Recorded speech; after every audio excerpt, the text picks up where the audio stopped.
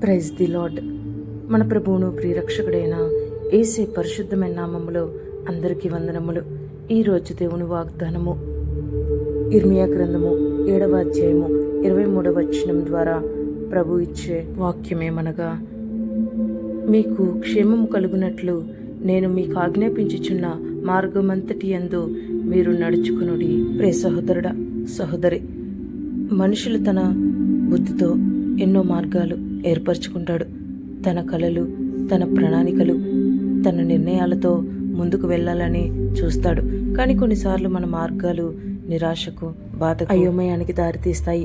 అప్పుడు దేవుడు చెబుతున్నాడు, నీకు కనిపిస్తున్న మార్గం కంటే నేను సిద్ధం చేసిన మార్గం గొప్పది. నీ ఆలోచనల కంటే నా ఆలోచనలు ఉన్నతమైనవి. నీవు నీ మార్గాన్ని ఏర్పరచుకున్నా నీ అడుగులను స్థిరపరిచేది నేనే. ఈ లోకంలో మనుషులు చూపించే మార్గాలు మారిపోవచ్చు, కానీ దేవుని చూపించే మార్గం మాత్రం ఎప్పటికీ తప్పిపోదు. కాబట్టి నీ జీవితాన్ని నీ చేతుల్లో కాకుండా దేవుని చేతిలో ఉంచు. ఎందుకంటే ఆయన సిద్ధం చేసిన మార్గం సమాధానానికి, ఆశీర్వాదానికి, విజయానికి నడిపిస్తుంది. ఈ రోజు నీ జీవితంలో పరిస్థితులు ఎలా ఉన్నా గుర్తుపెట్టుకో, దేవుడు నిన్ను మర్చిపోలేదు.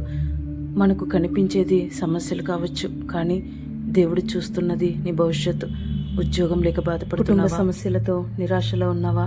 ప్రార్థనలకు జవాబు రాలేదని అలసిపోయి ఉన్నావా? గుర్తుపెట్టుకో, దేవుని ప్రణాళికలు ఎప్పుడూ మన మంచి కోసమే ఉంటాయి. ఈరోజు అర్థం కాకపోయినా రేపు దేవుడు చేసిన కార్యాన్ని చూసి ఆశ్చర్యపోతావు. నీకన్నిటి వెనుక దేవుని ఉద్దేశం ఉంది. నీ జీవితానికి ఆయన సిద్ధం చేసినది కీడు కాదు, ఆశీర్వాదమే.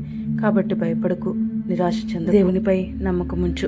ఆయన సమయానికి అన్ని మేళ్ళు జరిగేలా చేస్తాడు. దేవుడు నీ కోసం మంచి ఆలోచనలనే కలిగి ఉన్నాడు. ఆయనను నమ్ము, ముందుకు సాగు. ఆమేన్. హల్లెలూయా.